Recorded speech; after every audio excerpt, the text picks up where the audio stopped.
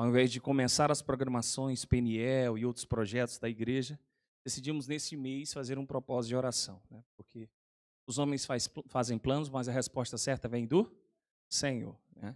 Às vezes os nossos planos, na maioria das vezes, é claro, não, são planos que com boas intenções, né? Até mesmo para o reino, né? Os planos da igreja são visando o crescimento qualitativo da igreja e também o crescimento quantitativo da igreja, porque tudo que é saudável cresce, né? E uma das coisas que, como diz, que a gente precisa entender como igreja, é que nós, como igreja, vivemos os propósitos e os princípios da igreja, e aí, naturalmente, nesses princípios, nós crescemos, né? Deus, naquilo que nós fazemos como missão de evangelizar, discipular, o crescimento vem. E aí, então, a gente vai estar de 9 a 30, né? 9 a 30 no propósito de oração. Aqui colocamos dos lados, né, todos os propósitos que nós colocamos de uma forma geral, né? Não são repetidos de cada lado, são diferentes, né? Esses alvos são diferentes. E aí também a gente vai estar colocando, né, passou no grupo, porque nesse propósito de oração a gente vai estar fazendo o propósito aqui na igreja, mas também você vai estar em casa, junto a esse propósito de 9 a 30 de janeiro.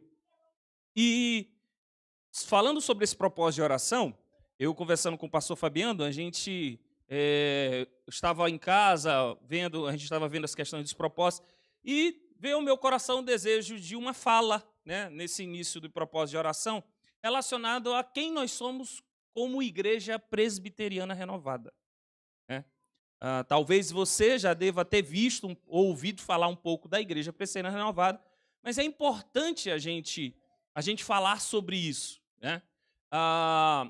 E também, claro, se você queira saber mais, porque o que a gente vai falar aqui é apenas uma síntese, nós temos N artigos e até mesmo sobre a história da igreja na página, no site da nossa igreja, IPRB, né? Porque nós somos hoje a IPRJ, mas somos uma extensão da IPRB, a Igreja Presbiteriana Renovada no Brasil. E lá fala sobre a história, né?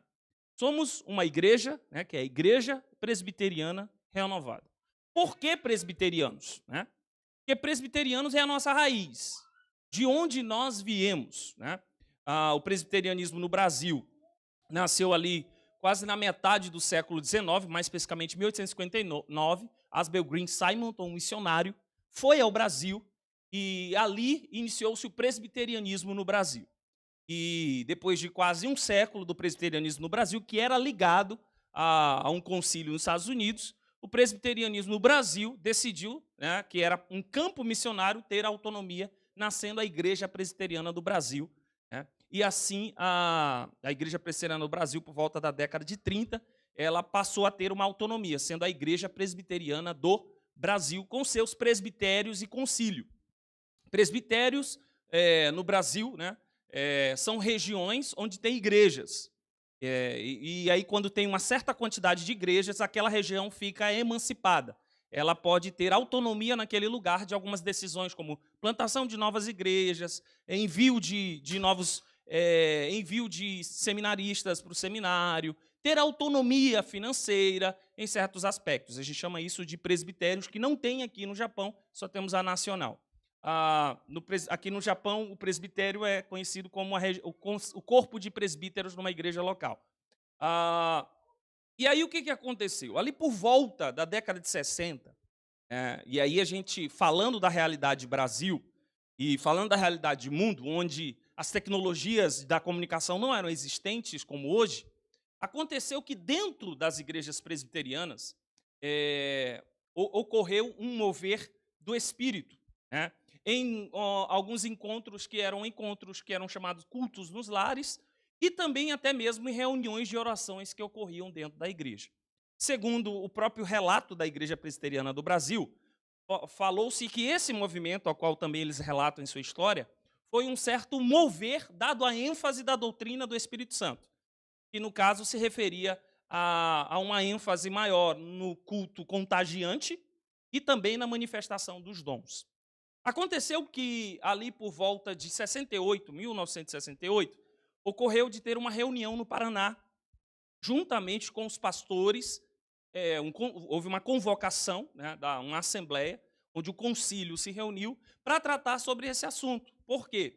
Esse assunto do mover do Espírito e da manifestação dos dons, onde pastores, presbíteros e membros dessas igrejas estavam participando desse mover, eles decidiram reunir para saber o que iriam fazer diante disso, já que a Igreja Presbiteriana do Brasil é uma igreja histórica que tem por entendimento a doutrina cessacionista, ou seja, da não manifestação dos dons na contemporaneidade.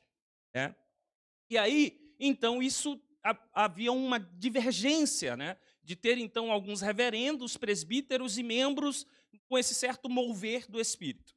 E, então, eles decidiram se reunir, porque não era apenas em uma igreja.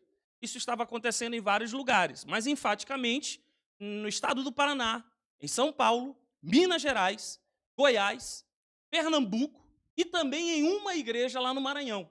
A primeira igreja presbiteriana do Brasil, no Maranhão, que fica no centro. Inclusive, essa igreja existe até hoje. E então eles convocaram via carta, porque não tinha internet, não tinha nada.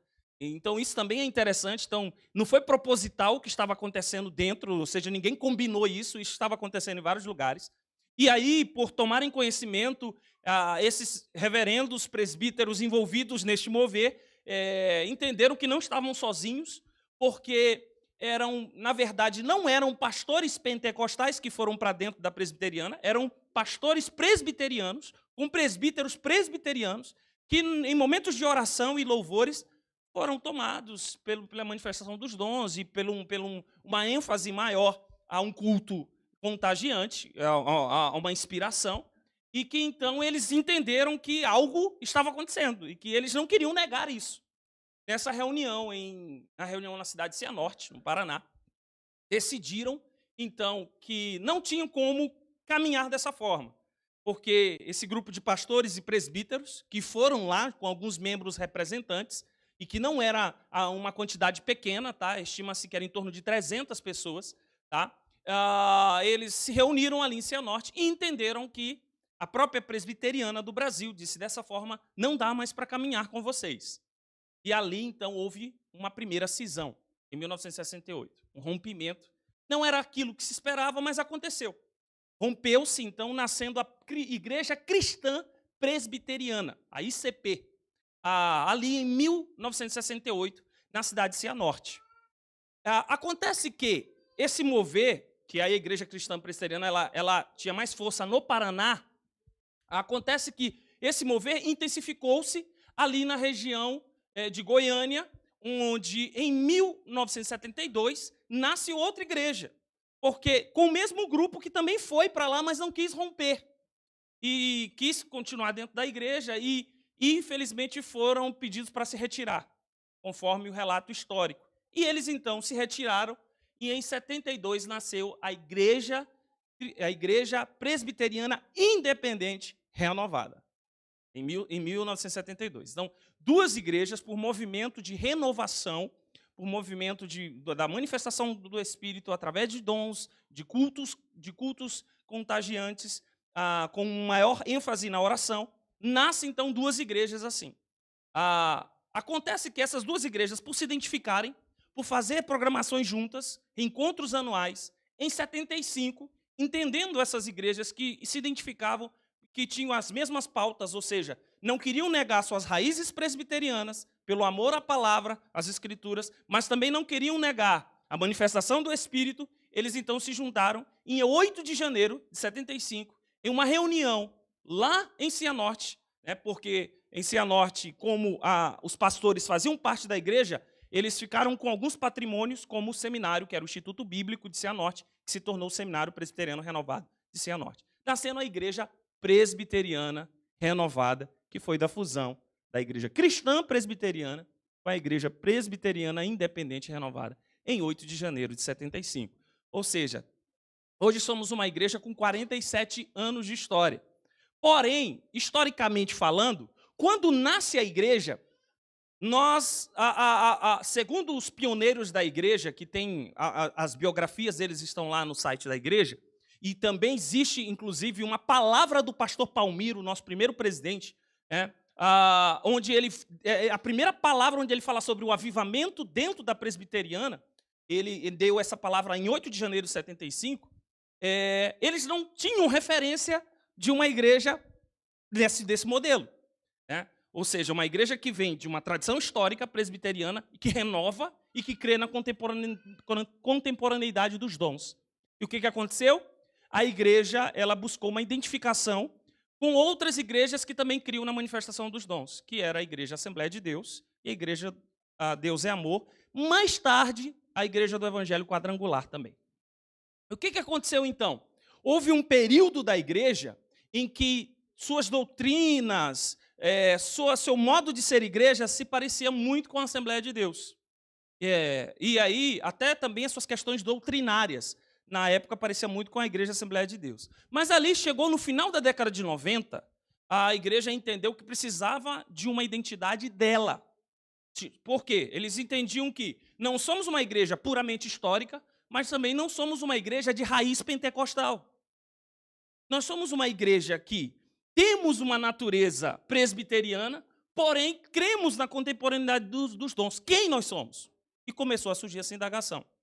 E a igreja, então, desde o final da década de 90, tem procurado, por que a gente fala isso? Porque ainda está em construção, uma identidade do que é ser presbiteriano renovado. Claramente, somos cientes que não somos uma igreja histórica. Temos uma teologia de base reformada em sua maioria, porém, não somos cessacionistas. Cremos na contemporaneidade dos dons, cremos na manifestação do Espírito Santo. Somos uma igreja que crê em cultos contagiantes. Porém, também não somos pentecostais, porque não temos raízes no pentecostalismo. Quem nós somos? Historicamente, na teologia, somos uma igreja carismática. Por quê? Isso é uma palavra que vem dos charismas. Charisma significa dons. Mas, pastor, na igreja católica tem uma igreja dentro do catolicismo carismático, por isso, justamente porque lá dentro do catolicismo, também eles, segundo a história do catolicismo, eles tiveram uma renovação lá, tal, de um culto mais inspirador, coisa do tipo voltado para eles, mudando a missa lá para tornar uma coisa mais diferente. Porém, também não confundam, irmãos. Nós somos, historicamente, uma igreja que não só a presbiteriana, mas também batistas aconteceram isso, e também, no final da década de 70, a Igreja do Evangelho Quadrangular são consideradas igrejas carismáticas. Por quê? São igrejas históricas, que passaram por renovação e que creem na contemporaneidade dos dons e em cultos inspiradores, em cultos contagiantes. Então, essa é a nossa igreja, tá, irmãos? Então, talvez quando você olhar assim, por aí, Igreja Presbiteriana do Brasil, uma igreja histórica. Igrejas pentecostais são igrejas também históricas com o movimento pentecostalismo. E nós somos igrejas que são de raízes históricas, porém renovadas. Cremos na contemporaneidade. Essa é a igreja. Então, essa é a igreja que você faz parte, essa é a igreja que você está visitando hoje, tá? Essa é a igreja que nós somos, né? E temos buscado construir, tá? Uma igreja que prima pela palavra, mas também não nega o mover do Espírito. Uma igreja que busca muito 1 Coríntios capítulo 14. Entende que os dons são existentes, porém tudo acontece com ordem e decência. Uma igreja que crê em milagres, uma igreja que crê na manifestação dos dons, porém não é uma igreja que vai fazer cruzadas para determinar o Espírito Santo que ele vai ter que curar naquele dia. Não. Uma igreja que crê no dom de cura, mas isso acontece segundo o mover do Espírito sobre alguém que ora sobre outra pessoa, e cremos que pode ocorrer a cura, mas tudo isso na dependência do Espírito Santo. Cremos isso, somos esta igreja. E é assim que nos movemos como igreja do Senhor. Uma igreja que em alguns aspectos também ainda tem buscado construir sua identidade. Essa é a igreja presbiteriana renovada. Amém? Querendo saber mais, existem livros, existem artigos que estão lá no nosso site da nossa igreja.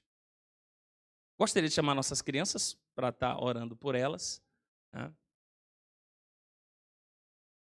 Tem nossos pequeninos para cá. A gente está orando em nome de Jesus.